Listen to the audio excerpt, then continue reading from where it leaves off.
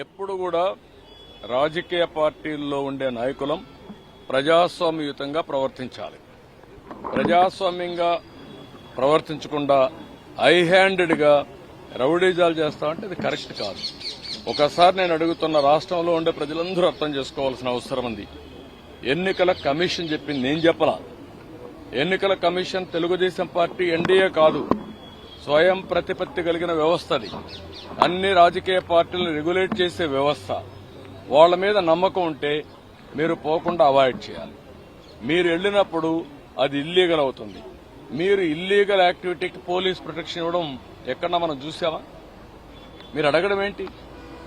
నువ్వు పోయిందే హై హ్యాండెడ్గా ఇల్లీగల్ యాక్టివిటీ చేసినప్పుడు నాకు పోలీసులు కూడా రావాలన్నా వెనకాలంటే, రేపు రాబోయే రోజు నువ్వు నేరాలు చేస్తానంటే పోలీసులు చూస్తూ నీ దగ్గర రావాలన్నా? ఇది కరెక్ట్ అప్రోచ్ కాదు. ఇది నాకు సంబంధించిన విషయం కాదు, ఎన్నికల కమిషన్ విషయం. కానీ వచ్చింది కాబట్టి చెప్పాల్సి వస్తా ఉంది. ఇది ప్రజాస్వామ్యాన్ని చాలా చూశాను. ఇలాంటి రాజకీయ నాయకుల్ని, ఇలాంటి రాజకీయ పార్టీలను ఎప్పుడు చూడలేదు. ఇంతవరకు ఎవరికి రాలేదు. ఒక రకమైన హంగామా సృష్టించారు. దాంతో రైతులు మార్కెట్లో ఉండే వాళ్ళు కూడా బయటకు పారిపోయే. నేనేమంటానంటే సమస్య పరిష్కారం చేయడానికి అనేక మార్గాలు ఉన్నాయి. ముఖ్యమంత్రికి లెటర్ రాయొచ్చు, లేకపోతే మంత్రికి లెటర్ రాయొచ్చు, లేకుంటే ప్రెస్ ద్వారా చెప్పొచ్చు, లేకుంటే గవర్నర్కి రిప్రజెంట్ చేయొచ్చు, లేకుంటే కేంద్ర ప్రభుత్వానికి వచ్చి చెప్పొచ్చు. అట్లా చేయకుండా వాళ్లకు అసౌకర్యం కలిగించే విధంగా లేకుంటే అసెంబ్లీలో మాట్లాడొచ్చు. మార్గాలు అనేక ఉన్నాయి రాజకీయ పార్టీలకి. ఆ పార్టీలు అవలంబించే తీరు చాలా ముఖ్యం. ఆ విషయం గుర్తుపెట్టుకోండి. అన్ని చూస్తారు కదా మీరు రేపు. Thank you.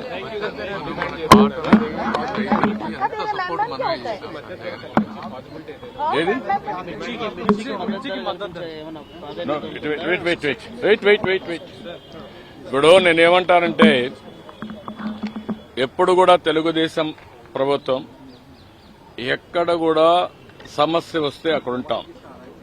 ఫస్ట్ టైం మన వరదలు వస్తే ఇన్ టైం రైతులకు నష్టపరిహారం, ఇన్పుట్ సబ్సిడీ ఇమ్మీడియట్ గా వాళ్ళ అకౌంట్కి వేశాం.